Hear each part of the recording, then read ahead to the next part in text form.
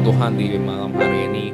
Bapa, Engkau yang berikan hati kami yang siap mendengarkan apa yang Kau mau bicarakan daripada firman-Mu di malam hari ini. Tuhan, Engkau yang berikan hati yang mau mendengar, Kau berikan hati yang juga siap ditegur, dan biarkan kami juga bisa meresponi firman yang akan kami dengarkan ini Bapa. Terima kasih Bapa, kami siap dengarkan firman ini di dalam nama Tuhan Yesus Kristus. Bapak Ibu sama-sama katakan, amin. Silakan duduk Bapak Ibu, adik-adik. Ya, Shalom. Ya, kalau belum kenal mungkin perkenalkan, nama saya Terry. Saya tidak saya tidak sendiri, saya bersama istri saya.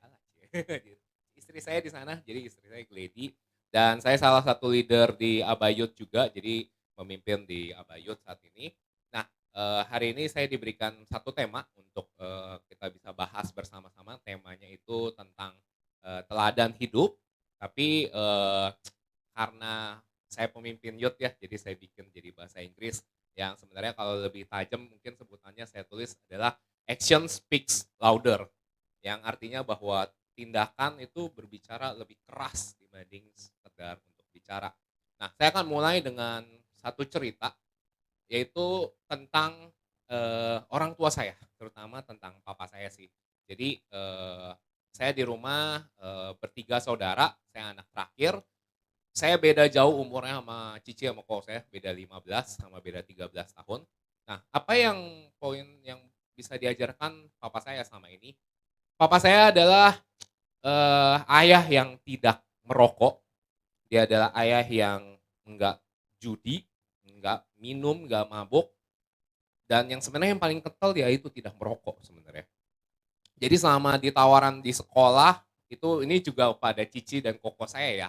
Karena orang tua saya selama 30 tahun dari saya hidup nih, dan bahkan dari masa kecil dari koko dan cici saya nggak pernah ngerokok, nggak pernah nyentuh sesuatu yang berhubungan dengan asap.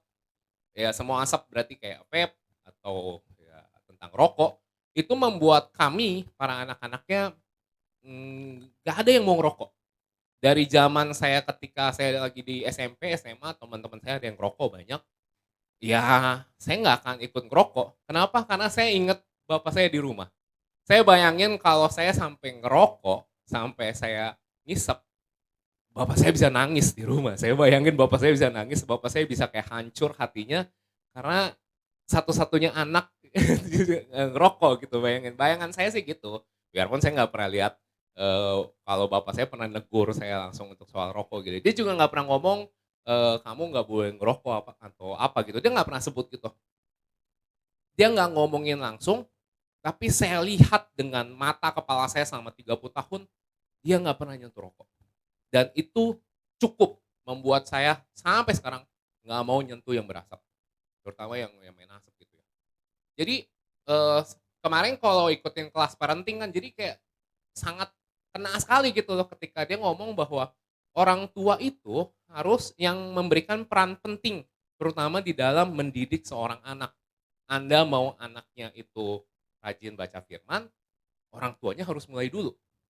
Anda mau anak kita itu bisa rajin, bisa mau saat teduh ataupun pengen sesuai seperti apa, itu harus dari orang tuanya dulu, harus dari di rumah gitu. Dan itulah mengapa saya bilang bahwa orang tua sangat berperan aktif. Sorry, boleh di next slide ya, kebiasaan nggak saya ngomongin next slide-nya tapi udah di sini. Jadi makanya di sini saya tulis bahwa emang teladan itu harus dimulai dari dalam rumah. Bisa bayangin tadi kalau misalnya tadi orang tua saya, nyuruh saya jangan ngerokok, tapi ketika sudah di rumah, dia kerjaannya minum kopi, ngerokok, tapi nyuruhnya anaknya jangan ngerokok. Saya akan bertanya balik, "Loh, papa sendiri kenapa ngerokok?" Kalau misalnya dia nanti jawabnya adalah, "Kan saya sudah terlanjur." Kalau saya sudah terlanjur, ya kamu yang nggak boleh, yang kalau saya udah terlanjur ya saya mau nggak mau saya ngerokok gitu. Berarti saya juga bisa gunakan argumen yang sama, kalau saya sudah terlanjur merokok, mestinya saya bisa lanjutin seperti papa dong. Nah, bayangkan kalau misalnya itu terjadi gitu, ya nggak akan mempan ya buat kita, buat lanjutin untuk yang menegur satu sama lain, terutama buat yang kayak merokok. Nah, di Alkitab, ada satu tokoh atau mungkin segelintir orang lah ya yang sebenarnya mereka tuh lebih pintar soal ngomong, tapi action-nya nggak ada. Ada yang tahu mungkin di Alkitab siapa tuh yang ngomongannya mereka tahu firman, mereka tahu banyak hal, tapi mereka nggak melakukan firman. Iya betul Niko. Jadi, orang Farisi, ahli-ahli Farisi, ahli-ahli Taurat pada zaman itu adalah tokoh-tokoh yang, eee, jadi adalah orang-orang yang pada saat itu ya mereka tahu firman, mereka tahu Taurat, tapi mereka nggak melakukannya. Boleh di-next? Jadi saya akan minta, buat kita boleh baca di Matius 23 ayat 3, yaitu, eee, "Sebab itu turutilah dan lakukanlah segala sesuatu yang mereka ajarkan kepadamu, tetapi janganlah kamu taruh perbuatan-perbuatan mereka, karena mereka mengajarkan, tapi tidak melakukannya." Di sini, firmannya ini Yesus ngasih tahu ini soal tentang ahli Farisi. Satu satu ayat lagi, ayat 13. Boleh di next slide? Ya. "Celakalah kamu, hai ahli-ahli Taurat dan orang-orang Farisi, hai kamu orang-orang munafik, karena kamu menutupi pintu-pintu kerajaan sorga di depan orang, sebab kamu sendiri tidak masuk dan kamu merintangi mereka yang berusaha untuk masuk." Di sini konteksnya adalah Yesus lagi negur, lagi ngasih tahu ini adalah ahli-ahli Farisi. Kalau kita tahu bahwa di ahli-ahli Farisi, pada zaman itu kerjaannya di depan jalan, di tengah jalan yang begitu rame, kerjaannya ngomong secara keras tentang firman, tentang Taurat. Bayangan saya gitu ya kayak, omongan mereka tuh kayak mungkin, "Tobatlah," gitu misalnya, "Bertobatlah kerajaan Allah sudah dekat," misalnya kayak gitu. Tapi nyatanya aslinya pas mereka, misalnya tidak terlihat, mereka nggak melakukan firman-Nya, atau enggak mereka ngomongin tentang untuk memberi, tapi pada dasarnya mereka nggak memberi. Nah itu seperti itu gambaran buat ahli Taurat pada zaman itu. Nah sayangnya kalau kita ngomongin tentang ahli Taurat, sebenarnya kita nih orang-orang Kristen, sayangnya gitu ya, sebenarnya kita tuh hampir bisa dibilang mirip-mirip jadi seperti itu makin lama gitu.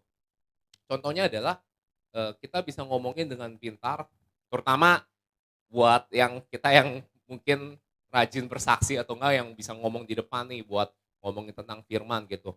Kita bicarakan tentang firman, tapi kita nggak hidupi.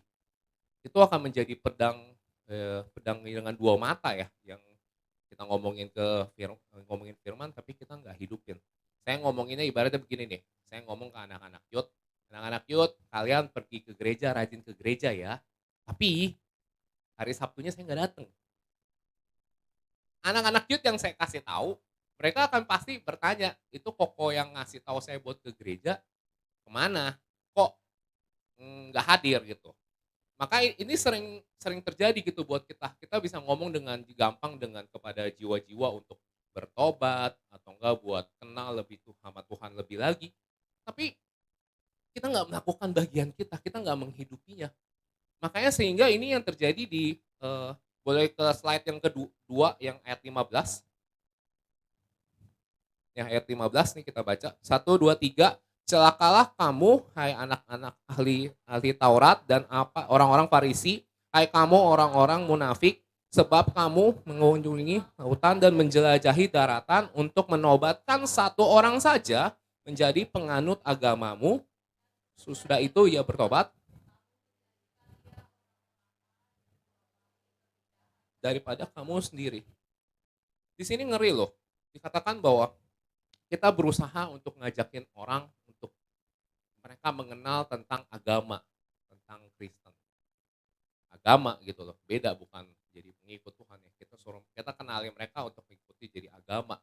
Kita ajarin mereka untuk, tahu agama Kristen itu apa, untuk mereka bertobat, untuk mereka ke gereja.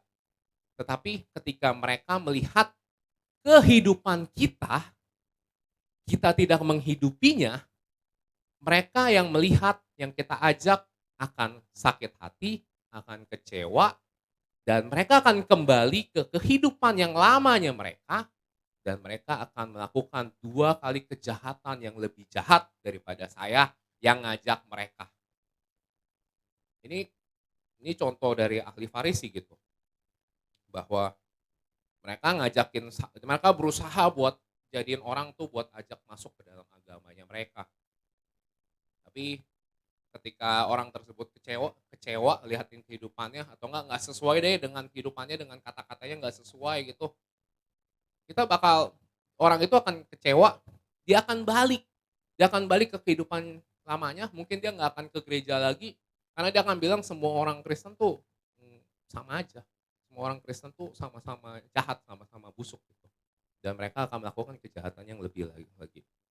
Ketika saya baca firman ini, padahal di sini ngomonginnya tentang ahli Farisi ya, tapi kalau kita mencoba merenungin, ya sebenarnya ahli-ahli Farisi itu bukan cuma hanya ahli-ahli Farisi, tapi kita orang-orang Kristen, orang-orang yang ngakunya, anak Tuhan, tapi kalau kehidupan kita nggak menghidupi Tuhan, ya kita disebut sebagai orang-orang munafik sebenarnya. Orang-orang munafik, orang-orang yang ngomongnya tentang firman tapi nggak melakukan kehidupannya gitu. Makanya ada keluar, kata-kata yang di mana ya talk only, zero action. Kita di suatu negeri mana gitu, pernah dengar ada yang kata bahwa kita ada 20 juta lapangan pekerjaan, tapi kita para para rakyat-rakyat negeri itu tidak merasakan. Merasa bahwa pejabatnya ngomong seperti itu, tapi rakyatnya nggak merasakan. Ya kita akan kesel ya sama orang-orang tersebut ya. Kita akan kesel sama pejabat-pejabat yang di negara tersebut, yang ngomongnya kayak seakan-akan, begini besar, begini keadaannya, tapi kayak kenyataannya enggak. Ngomongnya di negara negara tersebut bebas beragama, tapi banyak sekali gereja-gereja yang nggak dikasih buat dibuka. Kita sebagai orang, yang mungkin jadi rakyat di sana, kita akan kesel kali sama sama dengan kondisi negara tersebut.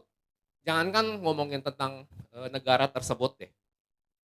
Saya aja ketemu sama orang yang janjinya mau ketemu di sini jam 7, orangnya jam 8 nggak ada. Itu juga udah kesel kan ya sama orang-orang tersebut kan jadinya kan. Jadi kalau cuma ngomong doang ya nggak ada, makin lama tuh integritasnya makin nggak dipercaya gitu. Semakin kita ngomongin dan kita ngelakuin, semakin kadar integritasnya tuh menurun, semakin orang nggak percaya dengan apa-apa kata-kata kita. Akan muncul kata-kata, "Ah, dia mah sering sering telat. Ah, mah dia mah, sering bohong. Ah, dia mah, dipinjemin nggak mau bayar, ngomongnya bayar tapi nggak dipinjemin." Itulah yang merusak image orang-orang Kristen sebenarnya. Itu yang merusak image anak-anak Tuhan gitu. Eee, saya mau ngajak kita untuk baca di 1 Korintus, 8 ayat 9. Nah, kita baca, "Tetapi jagalah supaya kebebasanmu ini jangan menjadi batu sandungan bagi mereka yang lemah." Statement saya adalah kalau misalnya kita nggak bisa jadi berkat, setidaknya jangan jadi batu sandungan. Kalau misalnya kita nggak bisa memberkati, kita nggak bisa nolong, lebih baik jangan jadi batu sandungan.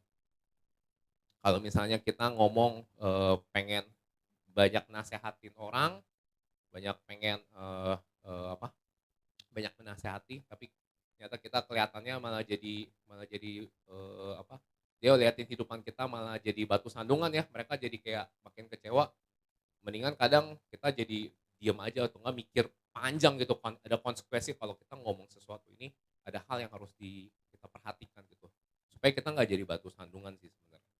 Nah, itu adalah kalau misalnya terjadi kalau misalnya kita tuh nggak jadi batu sandungan, kita nggak jadi, orang-orang yang nggak punya integritas gitu. Maka itu, saya ingat sama satu bagan ini, yaitu bagan yang sering Pak Lukas kasih, yaitu bagan bangun rumah Tuhan. Di bagian yang bangun rumah Tuhan ini, sebenarnya poin paling utamanya adalah, ya semua hal ini kita harus mulai lakukan dari saya. Sama-sama katakan, dimulai dari saya. Dari kita mau kalau kita mau, semua kata-kata kita dihormati, kita mau kata-kata kita kehidupan kita jadi teladan, mulailah dari saya. Gimana caranya? Ya mulai dari hal-hal kecil, mulailah dari, kita tuh mulai bertobat dari hal-hal kecil. Dari terutama nih, terutama kalau sudah berjanji misalnya janji mau melakukan ini, ya lakukan.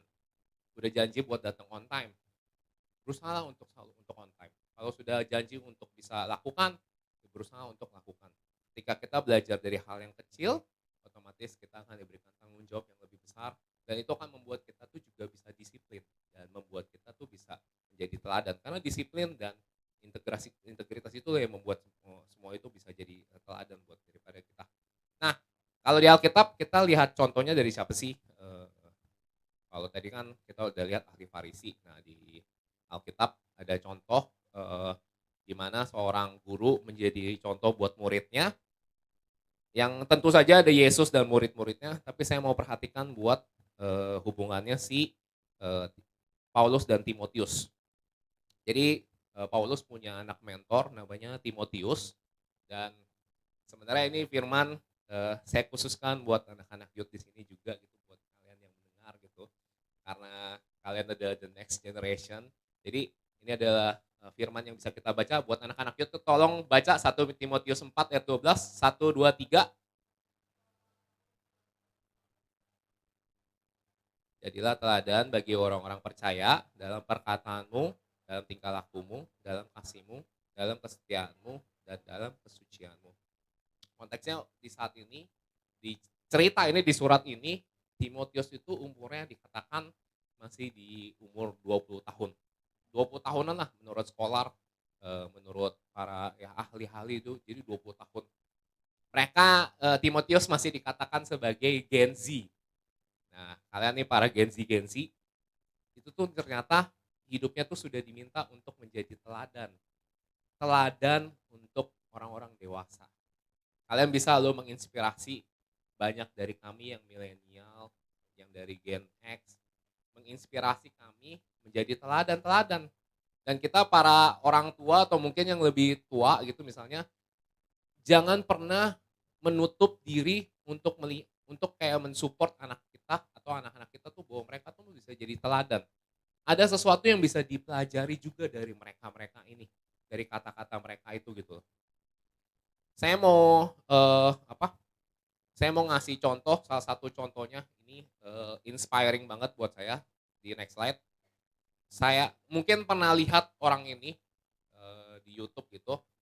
Kenapa saya bawa dia? Karena umurnya juga masih muda. Dia juga masih ya nggak ada sih, dia nggak Gen Z sih, dia milenial sih sekarang sih jatuhnya sih. Jadi nama dia Theo Derek. Dia dulu kalau dengar ceritanya dia tinggal di Mabes, di Mangga Besar. Dia dulu hidupnya susah, dia itu anak dari single parent, mamanya yang berusaha buat kerja buat sama dia. Singkat cerita, anak ini ditolong sama gereja sehingga pada saat masa-masa dia kuliah itu dia bisa survive, dia bisa berusaha sampai akhirnya dia punya bisa membuat sebuah usaha di kampus yang bagus, dia bisa punya usaha dan sampai sekarang dia jadi pengusaha yang sukses. Dia jadi pengusaha event atau ya pengusaha event lah gitu saat ini. Dan sebenarnya apa yang bisa dipelajari dari dia gitu? Dia tuh sering podcast di mana-mana gitu. Dia suka diundang untuk podcast di ini, di sini, di Deddy Corbuzier, Close the Door juga pernah gitu. Dan dia selalu ngomongin hal yang sama, bahwa dia bisa di titik di sini dari susah jadi sekarang kaya raya itu karena Tuhan. Di semua podcast-podcast yang besar ya, dia bisa ngomongin semua bahwa ini tuh anugerah dari Tuhan kalau saya tuh bisa diberkati sampai sekarang gitu. Dan sekarang saya bisa jadi berkat buat banyak orang gitu. Saya dengerin nama dia kayak merinding gitu ya, wah dia masih umurnya nggak jauh beda sama saya gitu, tapi dia sukses gitu kan ya. Dan sebenarnya yang saya kagumi adalah keberanian dia untuk bersaksi, keberanian dia untuk ceritain, dan keberanian dia untuk dia tuh banyak sekali kayak kesaksian bahwa dia tuh melakukan firman gitu. Dia teladan, disiplin, taat teduh, bahkan dia ketua komsel, dia lagi bikin komsel dan segala macam. Karena dia disiplin, karena dia teladan, dan teladannya itu bisa dia lakukan di actionnya.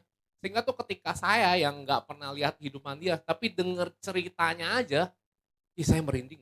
Saya merinding kayak, wow hidup dia sangat inspiring ya, sangat sangat memberikan sebuah keyakinan gitu bahwa Tuhan tuh bisa pakai siapapun. Tuhan tuh bisa pakai anak-anak muda dan kalau misalnya buat Bapak Ibu juga bahwa Tuhan tuh juga bisa pakai buat kita semua gitu. Kalau misalnya hari-hari ini mungkin kita lagi di dalam kondisi yang ekonomi sulit, kita lagi dalam kondisi yang dimana ya mana-mana lagi susah gitu ya. hari-hari ini gitu kalau saya dengar perjuangannya dari si Theodorik maupun juga mungkin orang-orang yang sudah diberkati gitu, jadi ada semangat gitu bahwa Tuhan ya masih bisa pakai dia, bisa pulihkan dia, bisa naikkan dia, derajatnya dia, saya pasti bisa saya pasti bisa. Selain itu ya saya jadi sadar bahwa ternyata butuh kedisiplinan untuk bisa diberkati, butuh perjuangan keras juga untuk bisa bisa untuk diberkati gitu.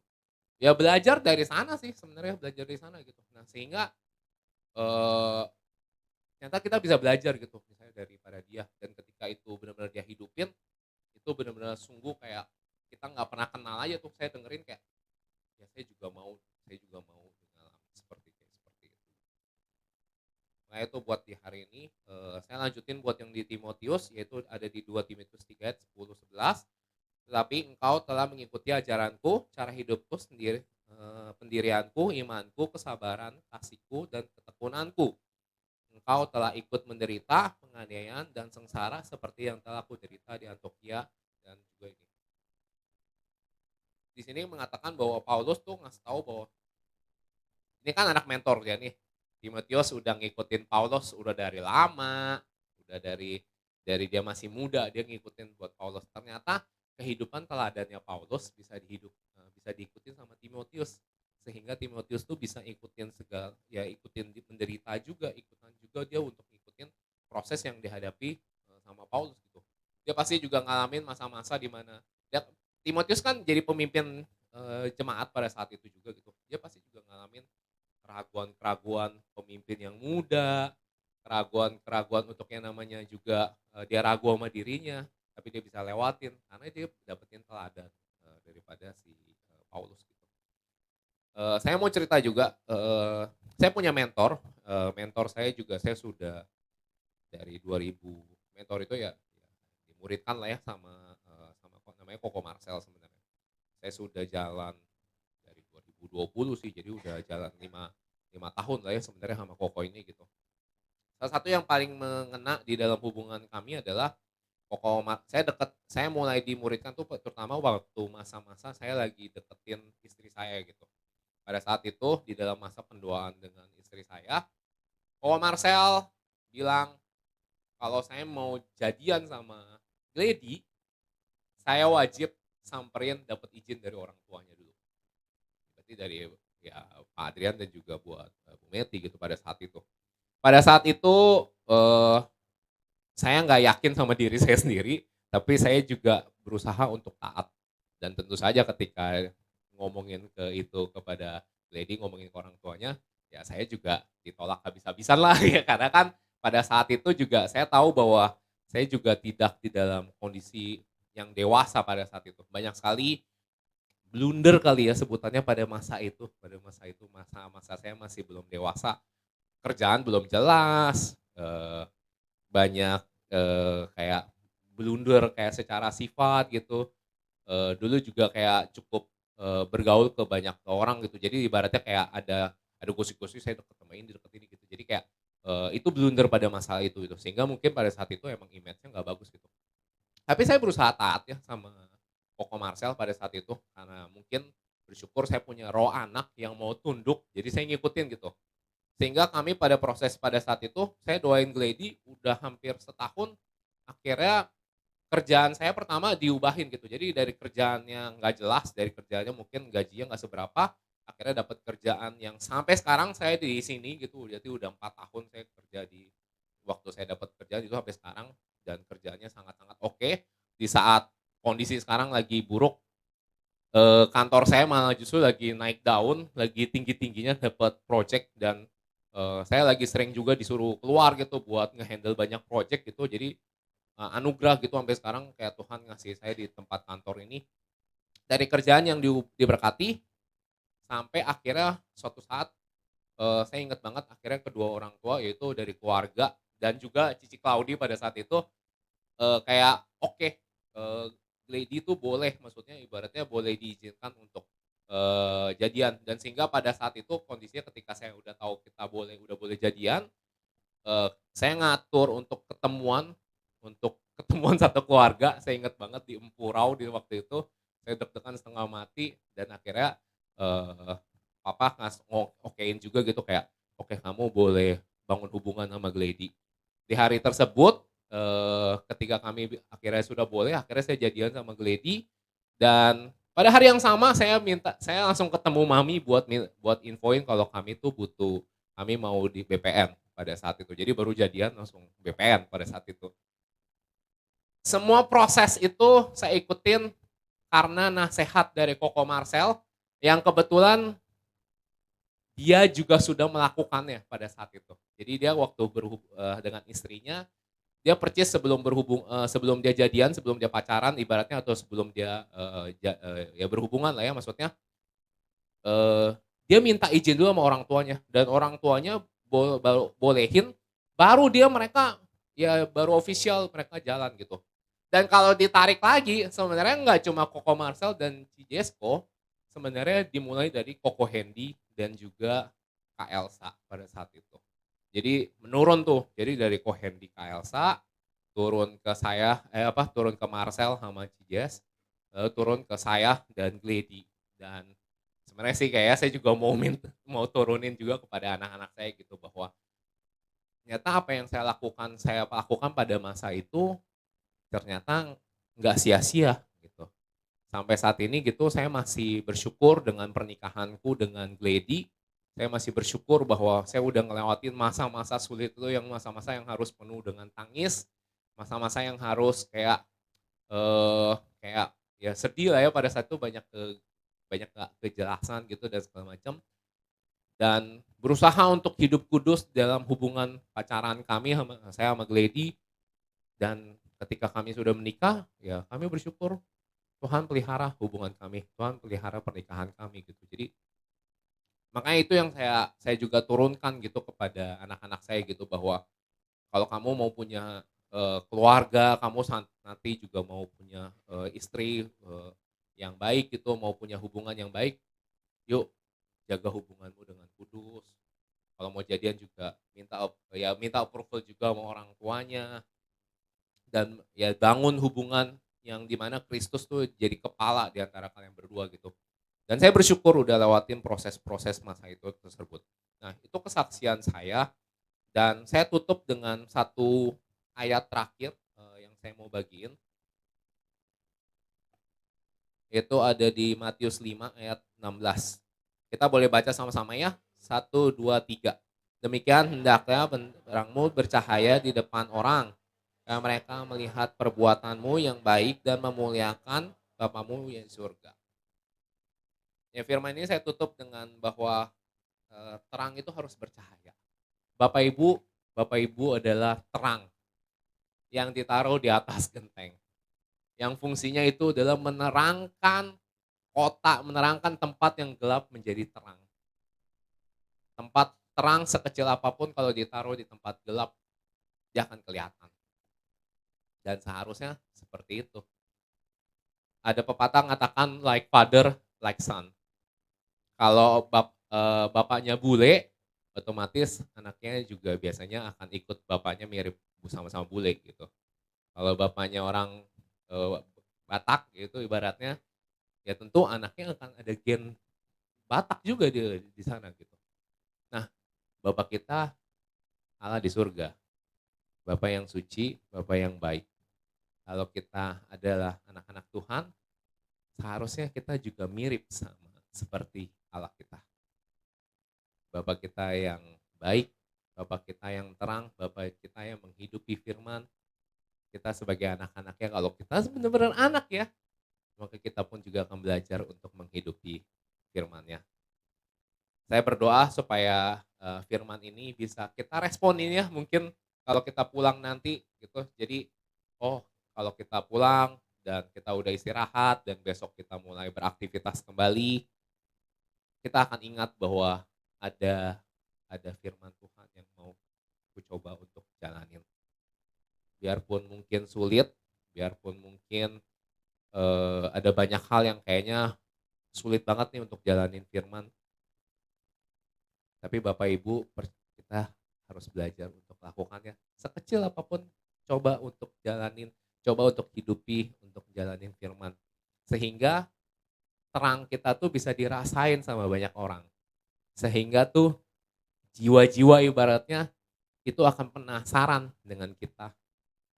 Kita nggak perlu cuap-cuap banyak hal kok buat jiwa-jiwa. Kita nggak perlu kayak banyak nasehatin. Terkadang tindakan dan perilaku kita lah yang bisa mengubah, yang bisa memberikan contoh, memberikan teladan, yang memberikan kepenasaran kepada orang-orang yang belum kenal Tuhan. Kok kamu bisa sih jadi orang jujur di tengah teman orang-orang kantor yang nggak jujur? Kok bisa sih kamu rajin banget untuk saat teduh di saat banyak sekali orang-orang Kristen yang nggak saat teduh? Kok kamu berani berani banget sih untuk menjadi orang yang benar, yang bersuara di saat orang-orang nggak nggak bersuara, nggak mau banyak ngomongin tentang firman, nggak mau ngomongin tentang kasih. Kok kamu berani sih? Penasaran itu terkadang nggak butuh banyak bicara. Tindakan kita lah yang bisa mempengaruhi banyak sekali orang-orang di luar sana yang belum ketemu Tuhan. Saya akan tutup firman ini dengan doa. Bapak Ibu, yuk kita berdoa.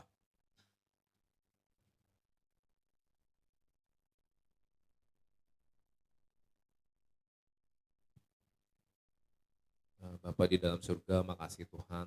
Hari ini kita belajar buat untuk menjadi teladan Tuhan. Menjadi orang yang bisa melakukan firman-Mu. Nggak cuma cuap-cuap, nggak cuma ngomong doang tentang firman. Tapi belajar untuk menghidupi, belajar juga untuk melakukan firman ya Tuhan. Tuhan, kami tahu bahwa untuk melakukan ini tuh susah. Melakukan firman tuh susah. Tapi kami mau belajar Tuhan. Kami mau belajar untuk menghidupi. Kami mau belajar bertobat setiap hari. Kami mau bertumbuh Tuhan setiap hari ya Bapak. Sehingga Tuhan pertumbuhan itu nyata Tuhan bagi setiap orang-orang di sini Bapak. Di dalam jemaat doa malam ini ya Bapak. Pertumbuhan itu nyata. Bukan masalah seberapa tahun kita ikut Tuhan.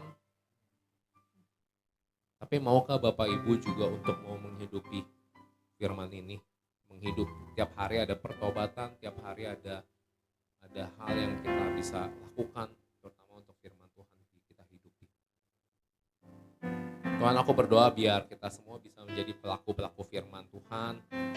Aku berdoa Bapak biar kehidupan kita banyak membuat inspirasi Tuhan kepada orang-orang di luar sana yang belum kenal Engkau Tuhan.